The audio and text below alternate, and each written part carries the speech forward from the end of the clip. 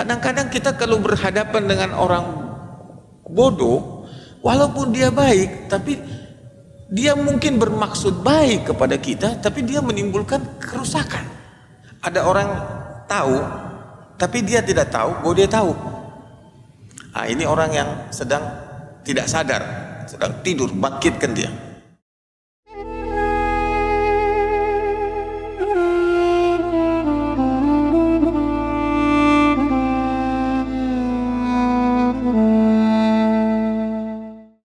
Assalamualaikum warahmatullahi wabarakatuh.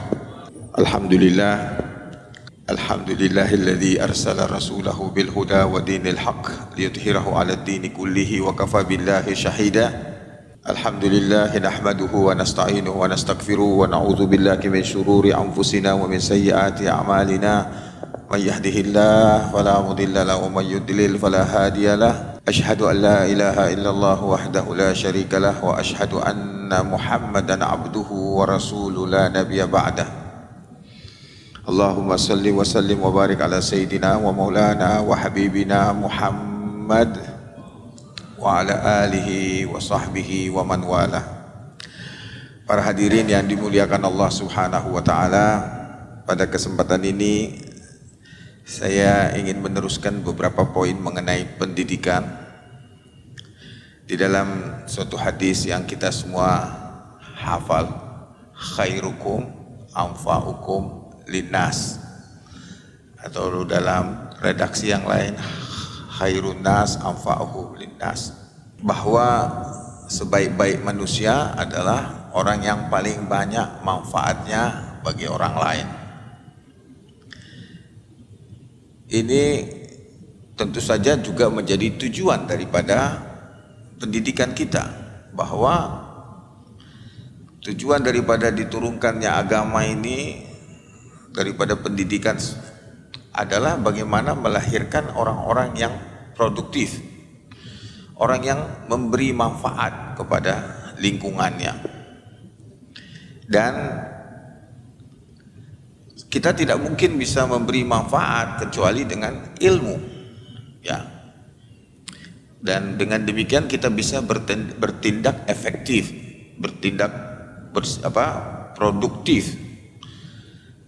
Saya ingat guru saya dulu mengatakan kepada saya, bertanya kepada saya, Profesor Slamet Iman Santoso, Bapak Psikologi Indonesia, bilang, Gus, kalau kamu punya anak bodoh, kamu kasih mainan yang bagus, dia apain?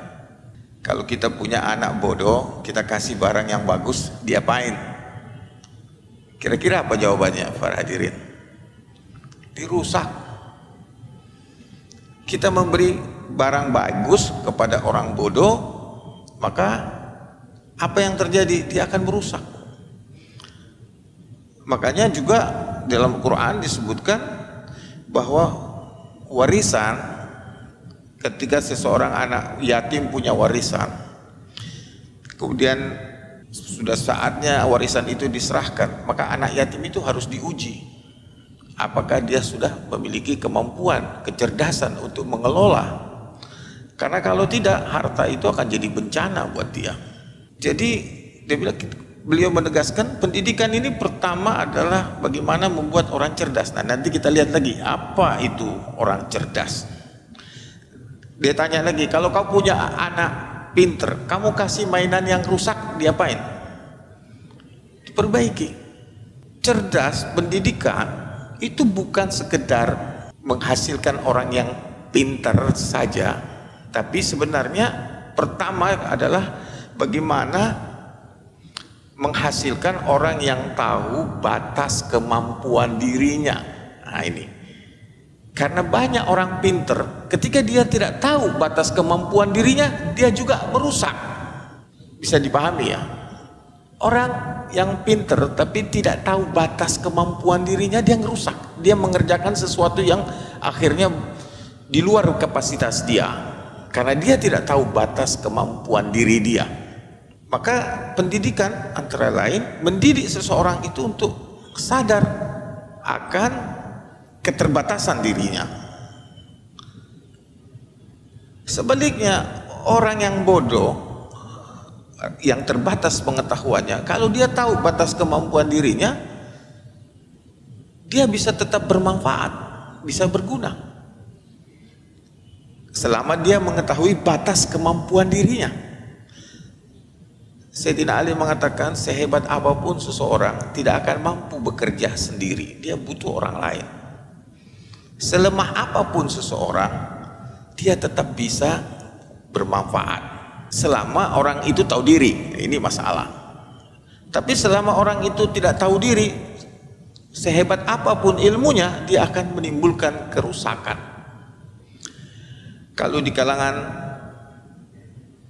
orang Jawa itu ada ungkapan, istilah itu istilahnya rumongso iso, merasa bisa.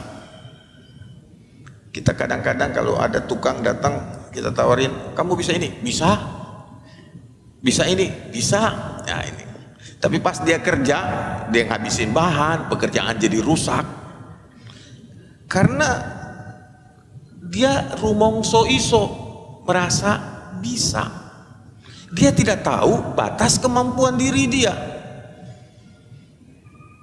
Kemudian ada istilah lainnya, lawan dari rumongso iso, namanya iso rumongso. Nah, bagaimana kita menjadi bisa merasa, bisa menempatkan diri kita. Makanya tujuan pendidikan itu adalah antara lain, ini guru saya yang lain, Kiai Haji Ali Yafi mengatakan, tujuan pendidikan itu adalah mendidik kita tahu diri, tahu batas kemampuan diri, tahu membawa diri, tahu menempatkan diri, tahu batas kemampuan diri. Bahwa sehebat apapun kita ini terbatas. Dan kita harus tetap musyawarah, bekerja sama dengan orang lain. Kemudian tahu diri, tahu batas kemampuan diri, tahu membawa diri dalam kehidupan ini, tahu menempatkan diri. Nah, kebanyakan kita sekarang diajarin ilmu-ilmu yang hebat macam-macam, tapi tidak membuat kita tahu diri. Bahkan kadang-kadang tadi melahirkan orang yang rumongso iso, merasa bisa. Maka kita juga diingatkan, Allah mengingatkan kita untuk menjauhkan diri dari orang bodoh. Wa a'rid anil jahil. Ya, yang dimaksud jahil di sini yang mana? Kalau Imam Al-Ghazali membagi orang manusia itu atas beberapa level, 4 ya. Ada manusia yang tahu dan dia tahu bahwa dia tahu. Nah, ini guru. Kamu belajar dari dia. Orang yang berilmu tahu dia berilmu, sadar bahwa dia tahu. Ada orang tahu tapi dia tidak tahu bahwa dia tahu. Nah, ini orang yang sedang tidak sadar, sedang tidur, bangkitkan dia. Ada orang yang tidak tahu dan tahu bahwa dia tidak tahu. Ah, ini orang mau belajar, ajarin dia. Nah, yang paling repot nih orang yang keempat. Tidak tahu dan tidak tahu bahwa dia tidak tahu. Dan biasanya orang seperti ini sok tahu. Ya. Dia tidak tahu dan dia tidak tahu bahwa dia tidak tahu. Orang seperti ini hanya bikin susah kita. Ya. Kita ajak diskusi tetap aja. Walaupun fakta kita tunjukkan tetap aja. Ada pepatah di orang Arab itu, apa istilahnya? Biar terbang dia tetap kambing, biarpun dia terbang dia kambing. Maksudnya apa? Ini cerita dari 2 orang yang berjalan. Ketika di padang pasir dari jauh mereka melihat satu benda hitam. Mereka saling menebak, itu benda apa? Yang satu bilang, ah itu kambing. Yang satu bilang, itu burung. Semakin dekat, masih berkeras, ini burung. Satu lagi bilang, enggak, ini kambing. Ketika mereka dekat lagi, itu terbang. Yang satu bilang, kambing tetap, walaupun terbang. Ya. Nah, orang seperti ini ada di dalam kehidupan kita.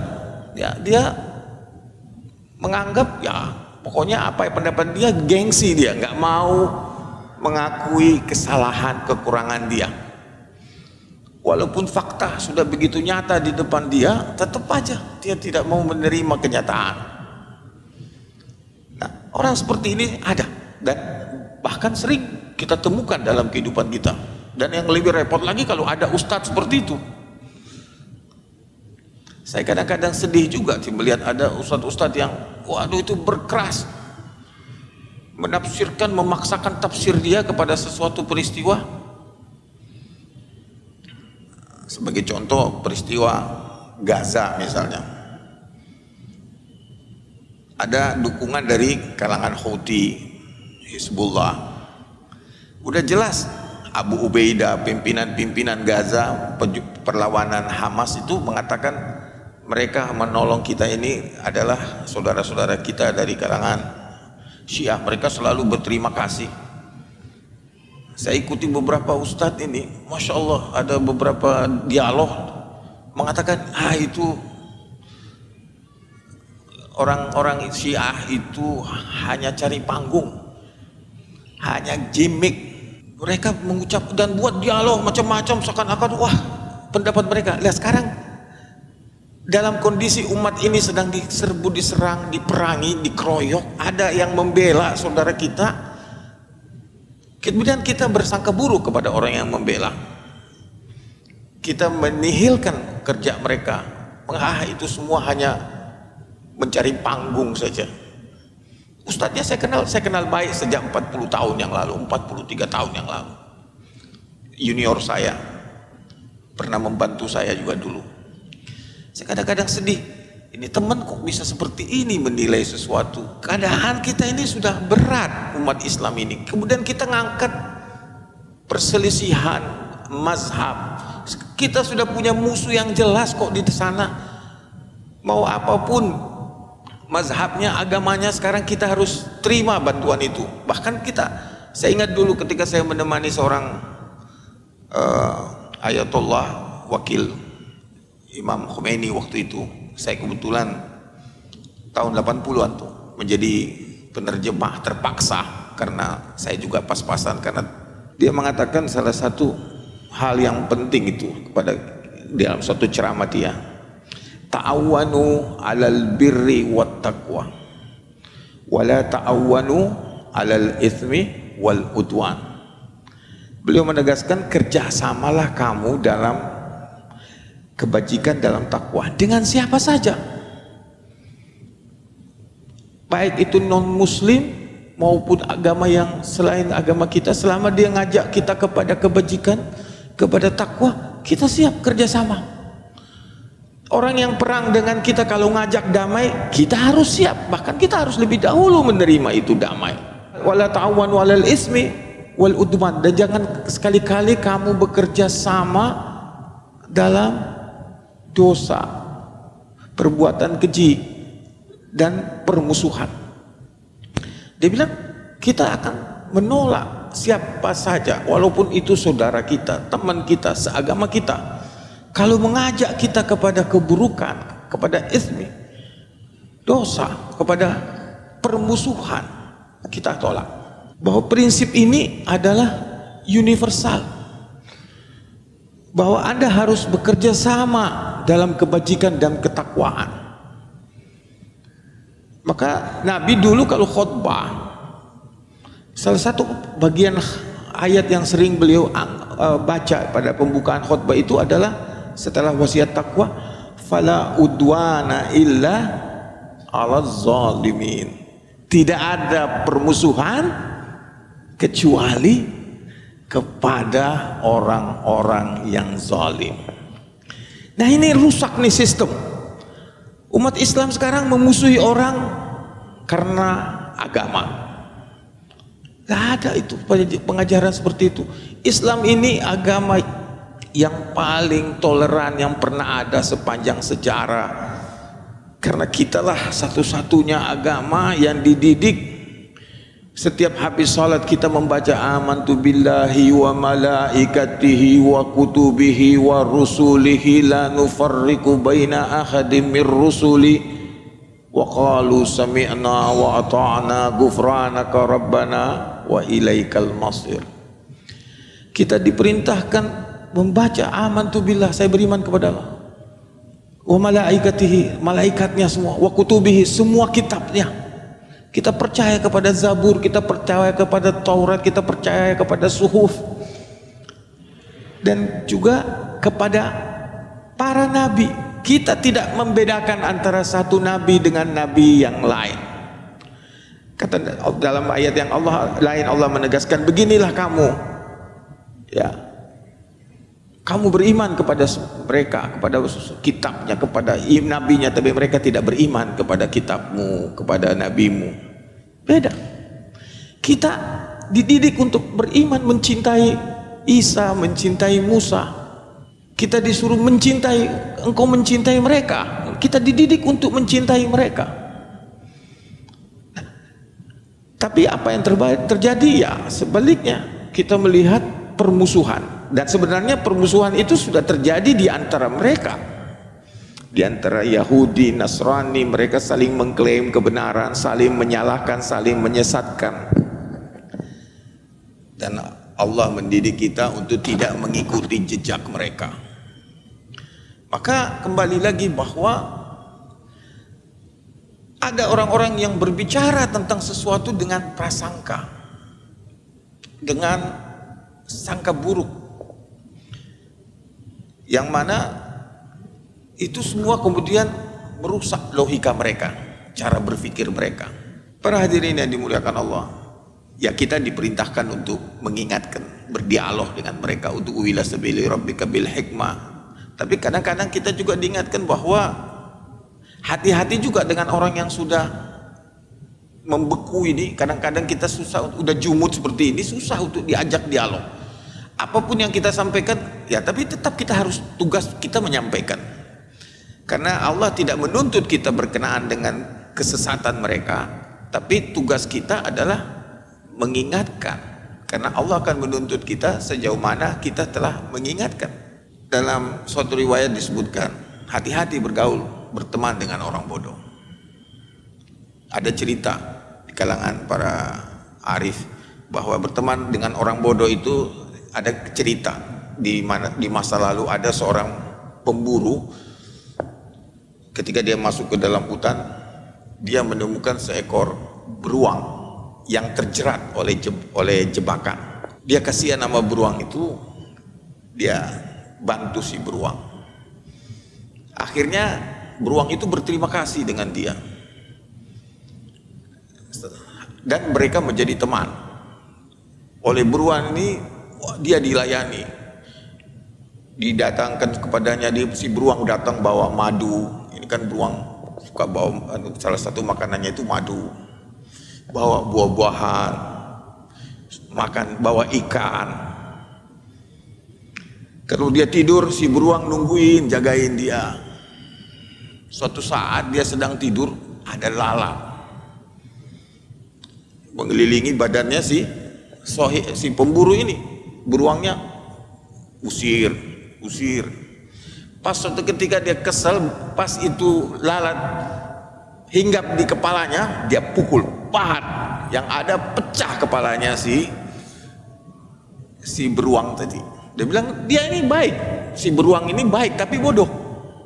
Kadang-kadang kita kalau berhadapan dengan orang bodoh, walaupun dia baik, tapi dia mungkin bermaksud baik kepada kita, tapi dia menimbulkan kerusakan karena kebodohan. Nah itu tadi, makanya pendidikan ini mengajari kita untuk bagaimana menempatkan diri dengan tepat dalam kondisi seperti ini. Apalagi sekarang ini kita ini berada dalam ujian yang berat. Ilmu pengetahuan yang diajarkan kepada kita banyak yang tidak bermanfaat. Ya, banyak ilmu yang sekarang sudah tidak laku, sudah tidak tidak berfungsi lagi. Bahkan alat-alat pun sekarang, banyak alat-alat di masa lalu yang kita pakai mesin ketik, komputer dan lain-lain mulai terganti oleh alat-alat baru dan tidak dipakai lagi. Makanya kita selalu mohon kepada Allah ini, semoga Allah memberikan kita ilmu yang bermanfaat. Rabbi zidni ilman nafi'an warzuqna fahman, sehingga kita bisa bermanfaat, karena dengan ilmulah kita bisa memberi manfaat kepada lingkungan kita, kepada masyarakat di sekeliling kita. Saya kira sementara saya bisa sampaikan sampai di sini saja. Wabillahi taufik wal hidayah. Wassalamualaikum warahmatullahi wabarakatuh.